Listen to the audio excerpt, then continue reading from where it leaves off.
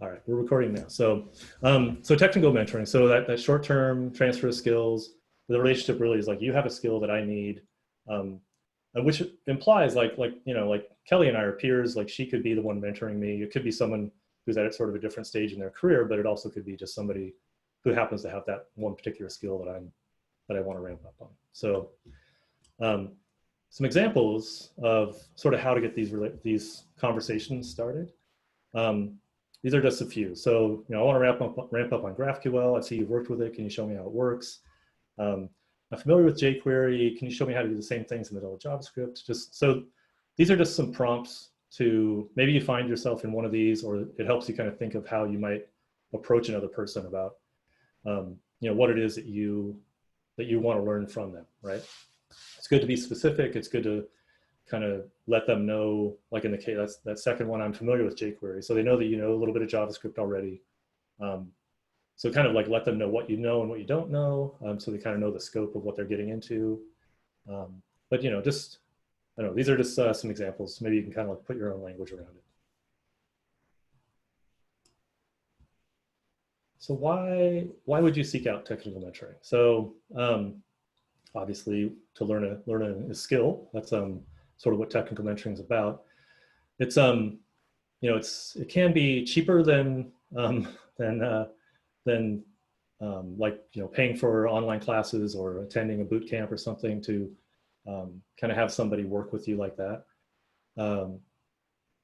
You can get very specific as well. So whereas if you're taking a course, you might learn the thing that you want to know, but you might also be kind of pulled along through some topics that aren't as interesting to you. So if you know there's this one area that you want to get better in, you can kind of home in on that one thing.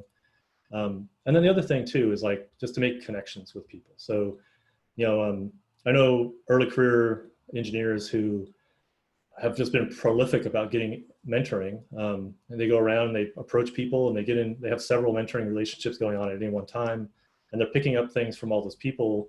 So they're learning a lot, but they're also making connections to all those people. And that kind of thing can pay off in the long term, just to build your network through that way. So so those are a few reasons. I'm kind of curious whether anybody on the call has been in this type of relationship, like this kind of thing, this technical mentoring relationship that I've described it.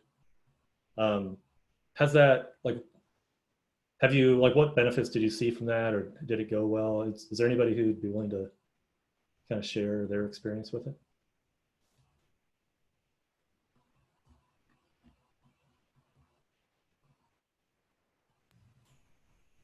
I will.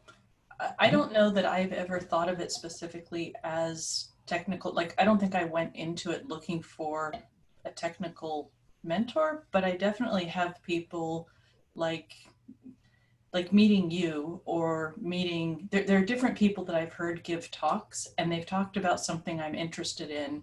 And then when I'm trying to learn it, I've reached out to that person and said, this is something I'm interested in. Do you have suggestions out of this? Or I've asked a very specific question and asked for resources that they thought would be good. And even though that's a really targeted thing that I'm asking about, it's helped to establish relationships. And even though that wasn't my intention to begin with, I very much have a network of people that I can reach out to for technical mentoring because of those small things I asked at the beginning. Because when people offered, I thought, I assume they mean it. They said they'd be happy to help. At the end of their talk, they put up their Twitter handle and I reached out. And I don't know that I've thought of it that way, but I think that is what that is. Yeah, for sure. Does anybody else? Yeah. I'd say pretty obviously Colab Lab. Yeah. I feel like I could definitely reach out to Andrew or the other mentors about different questions I have in different technical fields and different things like that. I'd also say it's not really specifically seeking it out, but there are a couple folk who regularly or lead the mob programming workshop with Agile PDX. And I have learned that's how I learned TDD, and we discussed all sorts of different technical things outside of the workshop and that sort of thing also. So kind of just regularly going to a meetup can sometimes result in technical mentoring, I feel like. Yeah, for sure.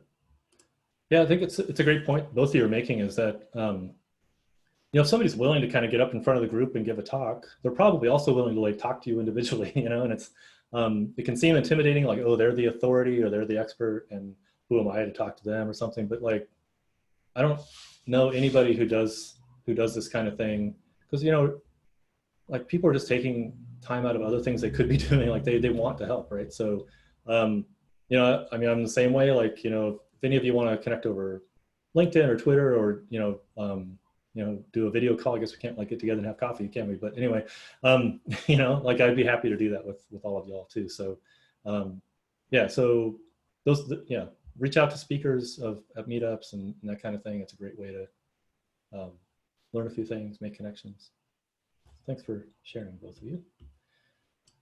So let's talk a little bit about how to do this. So the first part of the how I'm going to talk about is really about sort of the sort of operational or mechanical parts of the mentoring relationship itself. So, and I'm showing you both how to do this well as a mentor and as a mentee, partly because some of the things that make for a successful mentoring relationship are shared between both parties. So it's super important as both a mentor and a mentee to build trust in the other person. So part of the way you do that is to listen actively. If I don't know if everyone knows kind of what that term means, but active listening, if somebody's talking to you, you're reflecting, you're kind of following along with nonverbal signals, you're reflecting back the things that they're saying to confirm that you understand what they're saying, or, you might ask a clarifying question and that kind of thing to make sure that the other person understands, that you're making that you're getting your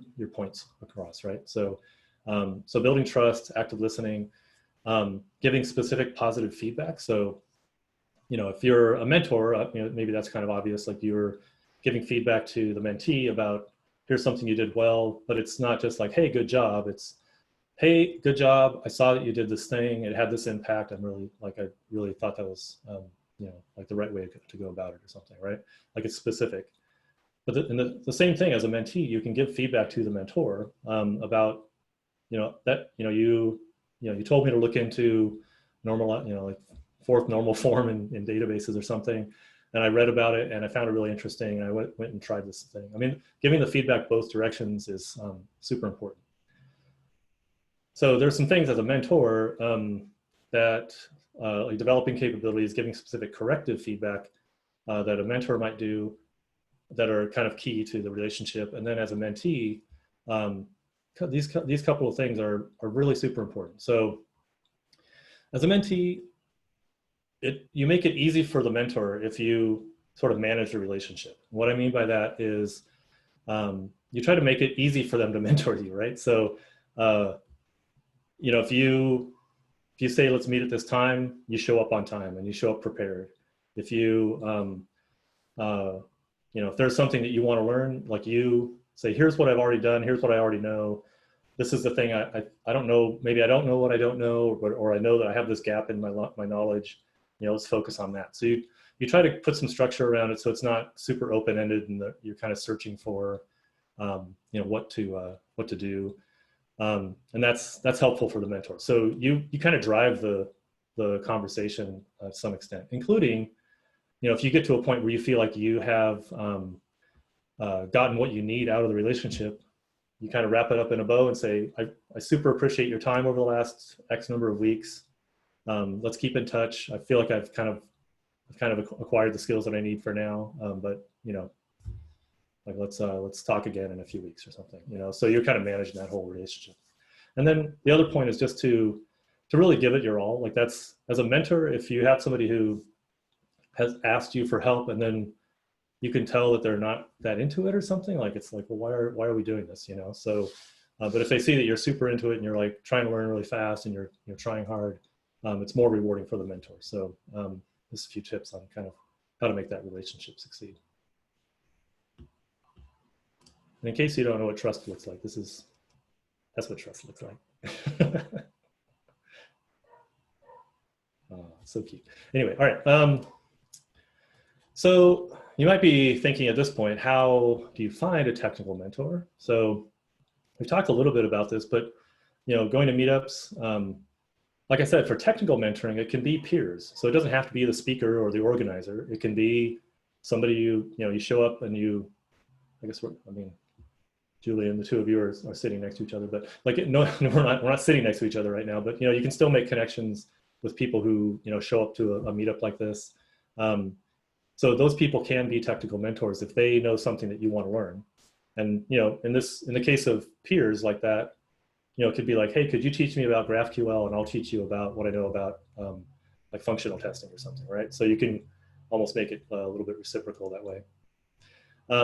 There are a bunch of technical Slack teams that you can join, and those can be good ways to find mentors as well. So the way you do that is you get in there and you be active in those Slack teams. So if there's I know there's a Portland React Slack team, right? So you could get in there, start talking to people, and eventually kind of build up a relationship to the point where you feel comfortable asking for help on something. You could even do it in the Junior Dev Slack channel. You sure could. And those people could point you even to other channels also. Mm-hmm. Yep, absolutely. And then professional organizations. So Women Who Code is one example, but there are a lot of others. So it's maybe a little more challenging in right now where everything's online, but it's still possible to make those connections. So I'd encourage you to just go out and join a bunch of these kind of things if that's what you're looking for. There's programs such as Collab Lab. It's not the only program that does this kind of thing. There's one called Chingu, CHINGU. It's similar format to Collab Lab. It's paid, so I didn't list it here, but there are other ways to kind of get involved with things where you're collaborating with others as well. So it's really about finding someone who has a skill that you want to learn. So I think with most mentoring relationships, I found it feels best, at least it has for me, when it starts small and it's like a little bit of a conversation, and then it kind of grows over time. So there was a Slack team that I was in that was kind of a short-lived one. It's not in existence anymore, but it was focused around early career people. And there was a developer in Nigeria who just started talking to me a little bit, and we kept talking, and eventually like it grew into a mentor, like a more, not as much technical mentoring, but like a more of a longer term mentoring relationship. And we are, it's been like 3 years that we've been having these, like been talking over Slack and doing Zoom calls and stuff. And we're still in touch. So in that case, it was just him just like kind of striking up a conversation with me a little bit. So like I said before, driving the relationship, make it easy for the mentor to help you. That's super important. And then following up, kind of closing the loop, letting the mentor know about the progress you've made. So, you spend a couple hours pairing with somebody and you learn something, and then you go and apply it and you say, hey, I built this thing. Like I used some of the techniques you taught me. Look at that. And like that's the reward for the mentor, is to see that you have kind of grown and learned and everything. So definitely give them that feedback. And that's it's kind of all I have. I mean, I'd love to talk to people about what their experience is with mentoring, more, if any of you want to have kind of a discussion about it here. But I would just encourage you to go forth and try. Just be like this guy and just kind of dive in and see if you can find somebody who's willing to spend a little time with you and see what you get out of it, So one last little thing. So this is a weird time for all of us. I want to acknowledge, and I don't even know, like, of the people on this call who is currently even employed or anything like that, right? But on the chance that you have some income, and feel like you have a little bit to spare, there's this site pdxtipjar.com where you can throw a few dollars to sort of out of work service workers. So like our favorite restaurant servers and bartenders and those kind of people who, most of them are not, like, have been laid off at this point. So, of course, no pressure to do that, but it's a kind of a nice gesture if you have the means. So, yeah, so that's what I got. So, great, thank you. it's kind of odd to speak to a group where you don't actually hear people going, or laughing at your funny gifts or any of that, but we're all laughing. I saw some smiles. I saw some smiles on the Yeah. comments. What do you think about taking your screen off so that we can go back to seeing everybody's faces? And that way, if anybody has questions for Andrew or just general discussion to be able to have, or experiences they've had, or things they run into that have made it difficult, this would be a good time to be able to kind of problem solve that. And you can go with just trying to kind of chaotically let people try and talk and see if it works out. And if it doesn't, then we'll create a system to make it work. Yeah, something we do is we'll put next in the chat if you have something you want to say, and we kind of take them in order. So yeah, do Andrew's thing. That sounds smart. I'm going to sit here awkwardly until someone asks a question. Mike. Figure may as well start it off, right? Great. So this is obviously very specific to me. I don't know if anyone is. So I'm a self-taught developer. So I didn't go the boot camp route. So I haven't had a lot of, or really any pair programming experience for the most part. As well as mentorship, that comes along with that, whether it's peers or a direct mentor. And so the company, I've been developing for a little bit, but this is my first full-time role, and I've been there 8 months. It's contract, which is ending in a few weeks.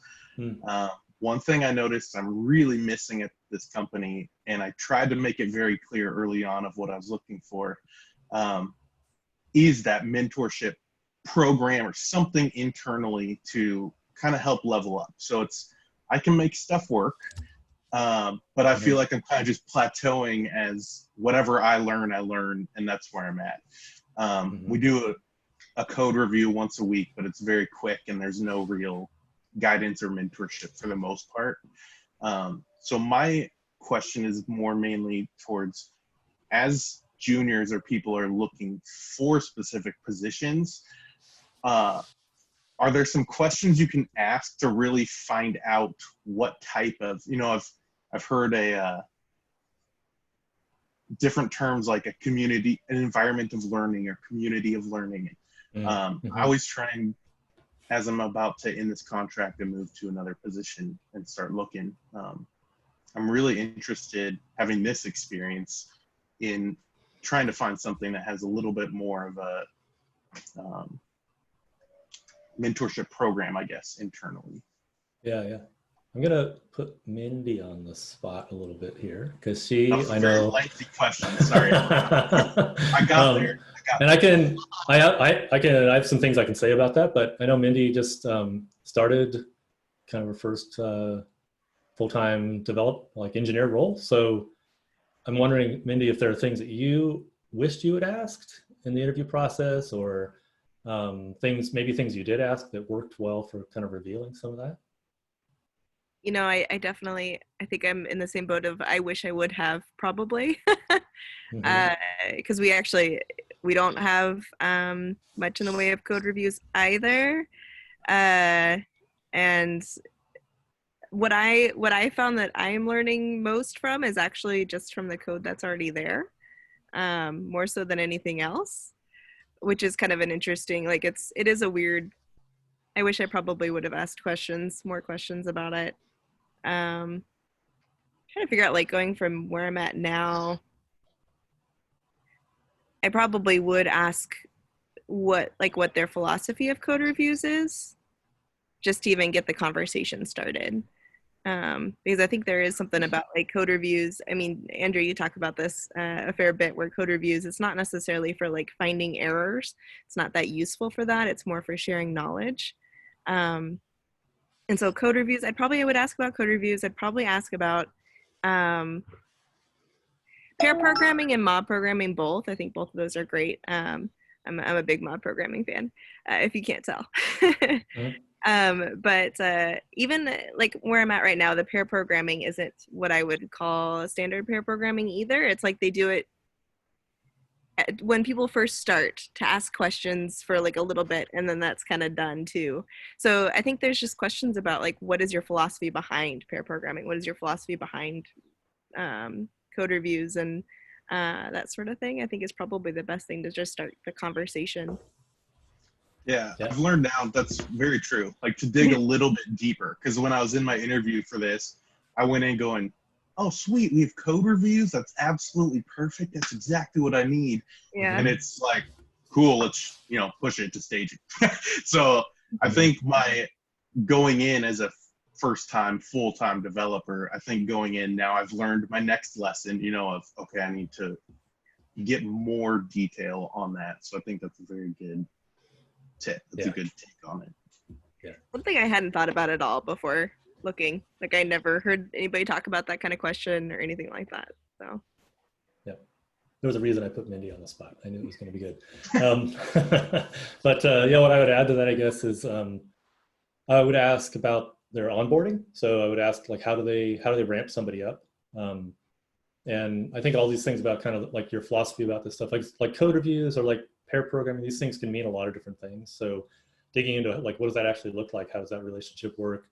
Am I free to pick up a ticket here and there from somebody else's group and like ask somebody on that team to help me with it? Like those kinds of things help you just kind of upskill, like instead of like sometimes, and especially in a contract role, they just want you to produce stuff and they just kind of give you tickets and you're expected to finish the tickets, right? And if your goal is to learn in different areas, like, are they going to frown on you contacting some senior engineer over there, like, or are they going to let you kind of do those things? So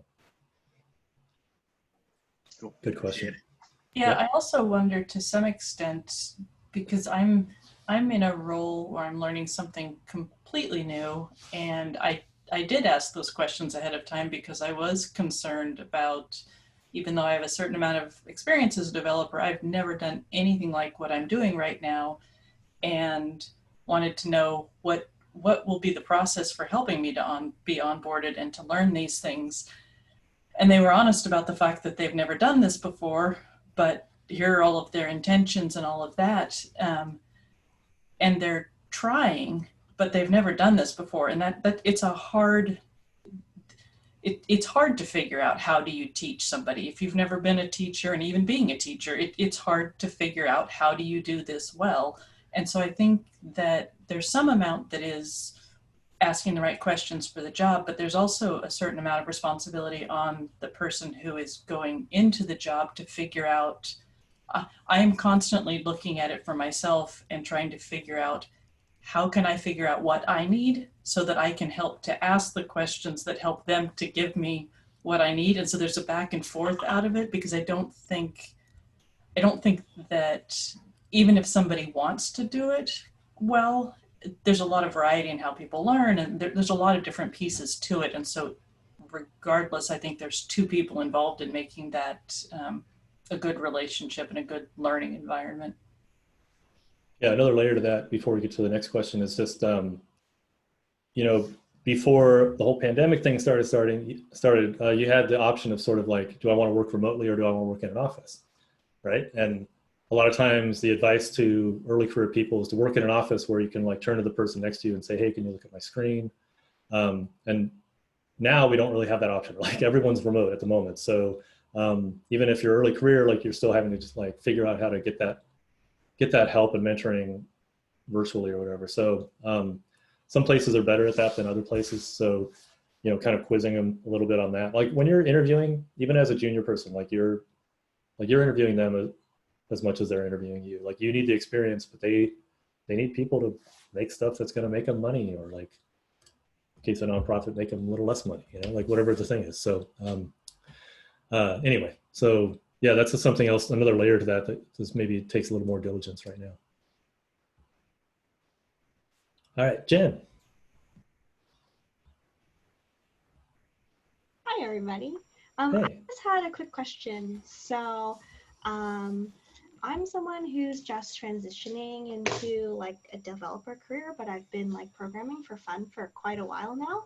And I one of the things that I enjoy the most is pair programming with people and like the whole. Oh, yes, I know. We'll watch Elmo after I'm done, okay? No. Please. Okay, here you go. There's Elmo. So Your pair programmer right there. yeah.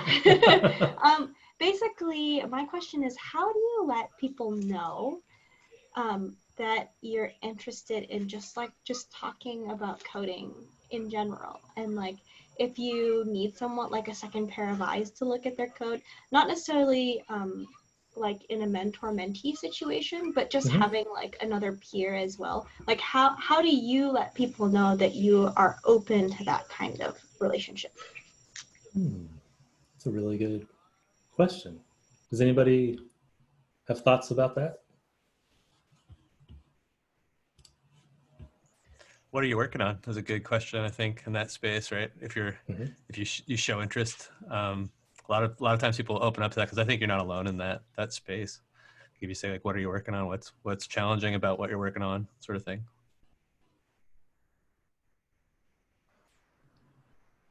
Yeah, and I think also, I mean, that happened. We have a really small team here in Portland, and nobody talks on this team. And so you literally have to go approach people. You know, everyone's a foot away, but you only talk via Slack. And I mean, one thing I've noticed even with this small team is there's multiple people ready to talk about their stuff. And this is true outside of the team as well, right? But one way is literally just be completely open about it. And you can, I think it's okay to start a talk about that with another technical person. You know, if they're not interested, I'm sure they'll let you know. But I think in my experience, just being really open about either, hey, would you mind taking a peek? Or you can engage them first on their project and slowly kind of move it to you if you need to. But, you know, I've noticed most people in the development or techie space generally kind of want to talk about and nerd out on stuff for a little bit. So I think just be, you know, open that you want that, and you'll kind of draw in the right people for you. Yeah, Jen, have you tried that? Like, is that something that you've tried but it hasn't worked out? Oh, I was just wondering, I think Collab Lab is kind of like the first foray for myself outside of like Jacqueline. Well, she's below me on my screen, but we're in the same cohort at boot camp, and so like we were doing that a lot as a cohort. But I think it's a lot scarier for like, you know, strangers and things like that. So I just wanted to see other people's input on how they initiated that, because like it's kind of like the same reason that I'm nervous about like making that first pull request to like a public repo kind of thing, like, you know, just putting yourself out there, and how people like just initiated that. So I'm in the process. Yeah, just wanted to see sure. other people's opinions. Yeah, I like the advice to, you know, show an interest in what they're doing and kind of get that conversation going that way, because people generally are like, oh, you're interested, like, here, I'll tell you about my thing, and then, hey, what are you working on? Then you get to tell them. You know, it's kind of ideally how that would go. So it's maybe a good place to start. Awesome, thanks. Yeah. I wanted to throw in another thought about that too, which is like, I don't know about you all, but especially recently with staying at home, I've been spending a lot of time just like on Twitter and LinkedIn, and I find a lot of those tweets that are just like lists of developers to go follow on Twitter. And so then I'll go and like check out their Twitter profiles and things. So if you are someone who's like, hey, I really do want people to feel like they could reach out to me to talk about tech stuff, just like making that really explicit in like a bio or something, like on Twitter or LinkedIn or whatever, to just be like, hey, feel free to message me if you want to talk about developer stuff or something. I don't know. I feel like that could be a space where you could be really explicitly inviting. Yeah, it's something we encourage a lot in Collab Lab, is just like we have a lot of success with kind of reaching out to people over Twitter, but a lot of people who've been through the program also just find a lot of community and a lot of just like really supportive people through Twitter. So Twitter can be a dumpster fire, of course, but like you can also, the nice thing about it is you choose who you follow, right? So, and you can block people who are gross. So you can kind of curate it to something that's helpful too. Yep, and I joined Twitter because of Collab Lab, so. There it is. I found Collab Lab because of Twitter, actually. See? Yeah. Rosetta. Rosetta. Reseda. Right. Okay. Yeah. Sorry. So my question's a little bit, it's a little bit more meta because it feels like a question that a mentee would ask a group of mentors. So I am currently in a boot camp, and if anyone's ever done that, I'm sure you can empathize with the intensity of that and also the sort of like very focused tunnel vision aspect of it. And sometimes it's difficult to zoom out and sort of enumerate the different ways that you can find mentoring and find community. And I was wondering if anybody had sort of recommendations for different resources for beginner developers who are sort of just starting out, but still want to participate in, the relationship building that comes with mentee-mentor relationships, not just one-on-one, but also in group settings. It's a good question. I feel like this call we're on right now is a good start, and the Slack associate, the Junior Dev Slack is a good start. But curious if other people have had success with other forums. It's been a long time since I was a junior developer, so I'm maybe not as tied into some of those. So are there other ones that people participate in? I think when I first started, I jumped in with Women Who Code and PDX Women in Tech were my kind of two first forays into different groups of people in the coding world and the tech world. But I quickly found that it was actually too big of a group for me most of the time.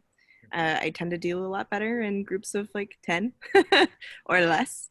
Anyway, so I continue to go to the Women Who Code code meetups pretty often because they do tend to be a little smaller. But I actually also found some communities just by, I randomly started going up to meetups that were just tech related. I went to a GraphQL meetup once and I had no idea. I'm like, I don't even really know what GraphQL is. Let's just go see what happens. And it was awkward. I kind of stood around awkwardly for a good 10 minutes or so. I'm like, I don't know what I'm doing. But I did end up meeting a couple different people there who led me into other directions. And eventually I kind of found my home at a couple different groups. I really, again, mob programming, all about that. There's the Agile PDX group has a mob programming workshop that happens once a month, and I've just been going to it regularly. And they have a little, everybody goes out for drinks afterwards. I have patties, and you just get to talk and get to know people kind of at a friend level instead of, oh, I met you at a meetup. Mm-hmm. Yeah, I'm an introvert, and so I have a little hack for myself when I go to meetups, and that's not to put pressure on myself to work the room and meet a bunch of people. It's just to meet one person. Every time I go to a meetup, my goal is to meet one person that I don't know already. And over time, if you do it enough, you end up knowing a bunch of people, So now I can go out to a meetup in Portland, and almost any meetup I go to, oh yeah, we've met before, or it's Kelly, who I know really well or something, right? So if that takes a little bit of the pressure off, if that's, maybe there's some anxiety around that or something, that's a helpful one. I have a hack also, Andrew. So I feel the same as you, Mindy, that I prefer meetups that are 10 or less. Once it starts to get bigger, I tend to feel a little bit overwhelmed, which is rough as somebody who runs a meetup and has got all these people coming in. But I find that when I switch it so that I'm looking at trying to figure out how to make other people comfortable, that I stop worrying about how I'm doing, and I actually really like that aspect of it. But if I go into a meetup trying to figure out how I'm going to be what I need to be to make it so that I'm interesting to talk to, it's much harder for me. And so at the Junior Dev Meetup, it tends to be easier because I'm focused on that. And if I can go into other meetups thinking the same thing, that I'm going to look around and see who seems like they're not really comfortable and talk to that person and try and make them feel better, it makes it not about me in a way that makes me be able to relax and actually feel better with it. But I still prefer smaller groups. Mm-hmm. I feel like my hack for these meetups is just generally to make friends instead of trying to make like a network, like a professional Mhm. professional connection. It just Oh yeah, Mhm. for sure. Yeah, definitely. I also went to a boot camp with Jen, and I just wanted to throw out that like one of the big places that I found sort of a longer source of community was through my boot camp, and specifically through forming study groups with my friends in boot camp. We got together for study groups on Saturdays early on, and we started like 2 or 3 weeks in, and it was like it made all the world of difference to just find people in my class who were like, hey, let's get together this Saturday and talk about the readings from this week or whatever it was. And that made a big difference. And then the other thing about that too is that, like, at least from my experience in a boot camp, it's like boot camp is moving super fast. Everything is super fast paced. Like you're saying, you're like so focused on what's going on. You're just trying to do things all the time and like make things happen. And I think this kind of group community building, relationship building that you're talking about is the kind of thing that just takes time naturally. And so you just kind of have to be patient with it and remember that, like, you can't just force it to happen. You just gotta, like everyone's saying, keep going to meetups, keep talking to people, doing these things. But even with doing all of that, you can feel like, okay, I'm doing all of this right. Why don't I feel like I'm building these relationships? It's like, well, sometimes you don't feel it happening, but it is happening, and it just takes time. And in a boot camp, you forget that things take a lot of time in the real world. Does that help, Rosetta? Yeah, no, that helps tremendously. I think it's sort of easy to forget, especially because we're just like in this remote paradigm, right? Where everything has to carry so much intention with it, including the way that you connect to people. And in a way, it presents its own challenges, but I think it's nice to be sitting in a room with, what is it, like 18 people right now or something, 28 people right now, and it not feel overwhelming, because I myself am also like a small group kind of person. So I think I'm finding the silver linings in that, and also accepting that, inevitably, like you said, Jacqueline, it takes time. And I almost feel like the remote paradigm makes it even just a little bit shorter, like just shortens that time, because, what else are we doing? Yeah, I know there are some like dev evangelists and programmers and stuff who they'll stream over Twitch. Like you can actually just kind of like they'll be sitting there working on something and you can just kind of look over their shoulder. You could even do that. You could stream yourself working on something. Just like kind of say, hey, I'm gonna get online at 7:30 and just spend an hour like working on some React stuff if anybody wants to join, So I don't know how well that would work, but it might be worth a try. Or maybe the Slack. Very bored watching me. Maybe. Why is she console logging so much? We all Thanks do for that, sharing right? that, Craig. If people saw in the chat there. Oh yeah, live coders. There you go.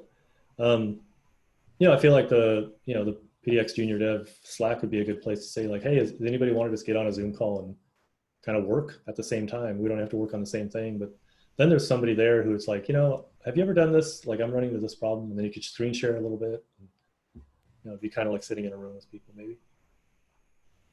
I've actually found a lot of groups on Facebook. I rarely use Facebook, but I had to join one for a boot camp I was in, and through that group, I found a few others. And I've actually found like coding specific Facebook groups to be really nice. Actually, people are very active and helpful and friendly, and people are always looking for mentors or offering to be a mentor to someone else.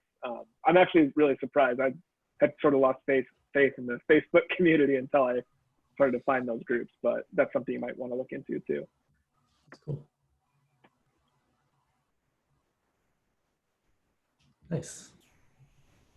Anything else? I'm not seeing any more nexts in the chat, but anything else people want to chat I think about? I saw a fourth. Yeah. I wasn't sure if that was like the Julian.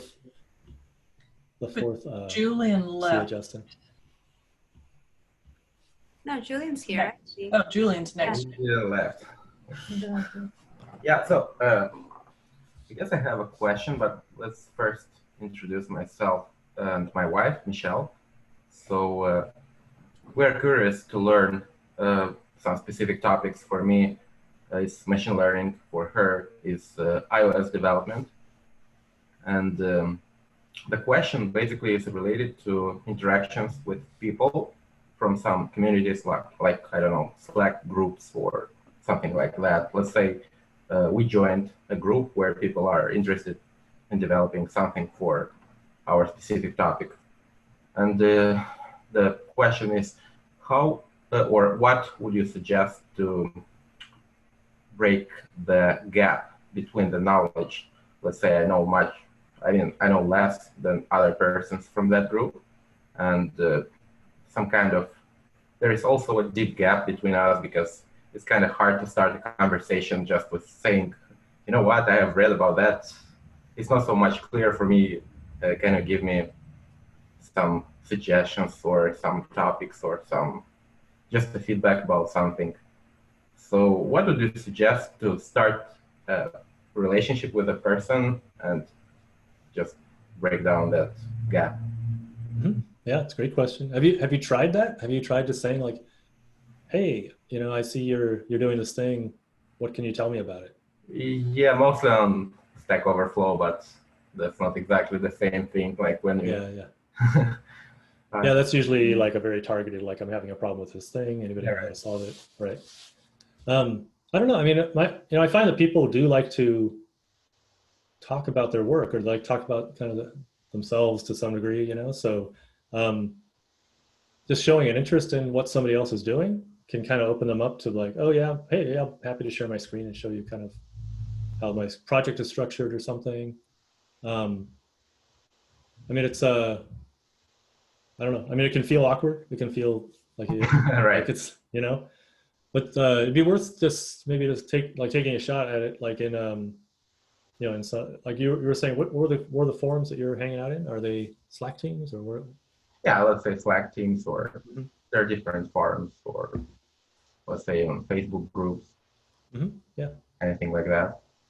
I mean, I think most people that are in those groups are there because they want to connect with other people, right? So they're more likely to be the kind of people that are willing to have a conversation about, especially about something they're working on, you know, if that's a way to kind of, you know, you show interest in what they're doing, kind of get them talking to you, I would think. Anybody else have advice for Julian? Oh, go ahead. Other people. Everyone wants to talk at the same time. No? Did you say mobile development? Because I have a mob programming workshop for that. Oh, nice.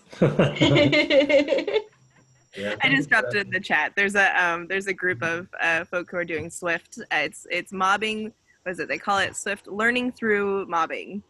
So they take a something that they're working on together, or something that somebody's working on, they bring it and they mob it together and they work on it together. And one of the great things about mob programming is it's all about sharing knowledge. So there's always people there that are around to explain things, and that's kind of like the philosophy behind it. So usually people are pretty open to taking time to explain stuff too. So that's my 2 cents. Nice. Yeah, thank you so much, Thank Mindy. you.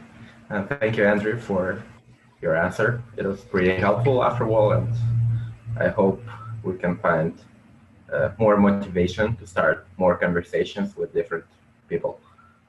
Yeah, for sure. And can I add real quick? I think another thing, Julian, that helped me personally is when you're really, really early on and you don't know all the technical terms and all the things to ask necessarily, is a good fallback for me was, because like we talked about earlier, most people want to talk about some of their tech or a project they're working on. So I learned a lot actually from more experienced developers early on, just asking them really simple stuff like, what were the biggest hurdles you hit when you were learning? Or what are the you know, top few things that you've learned over time? So just discussing, like, because the struggle's real. Everyone in development or tech is just, everyone has hit a million hurdles. And so everyone is together in that. And so I think it's a really easy topic to bring up, you know, what obstacles other people hit that are more senior, because I learned a lot through that actually. Or they'll tell you something right then and there of like, completely avoid doing blank, and it saves you 3 months of time right off the bat. You know, you instantly know every time you see it, you're like, that one person told me to watch out for this. So I learned a lot that way, just keeping it very vague, and you kind of let that person talk about it, but that definitely helped a lot. Yeah, Mike, that was helpful also. It just picked up another question in my mind. So right now, personally, I'm struggling with, I was taking a course for my topic that I'm interested in. And at some point, I realized that it goes to a different direction at some point. And now I'm thinking, I'm struggling. Should I take another course that covers my topic that I want mostly? Or I should finish up the first one and then only then go to the second one?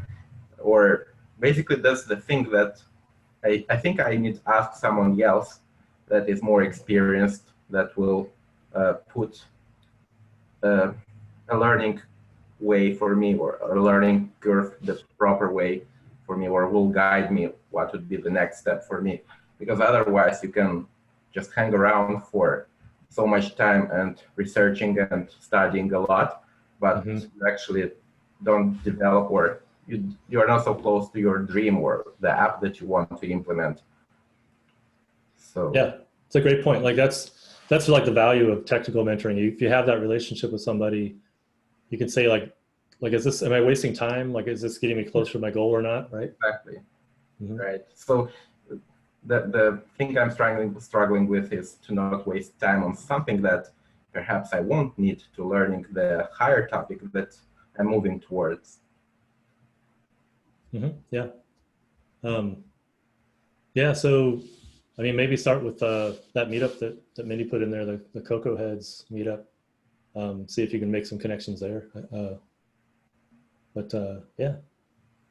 Thanks for the question.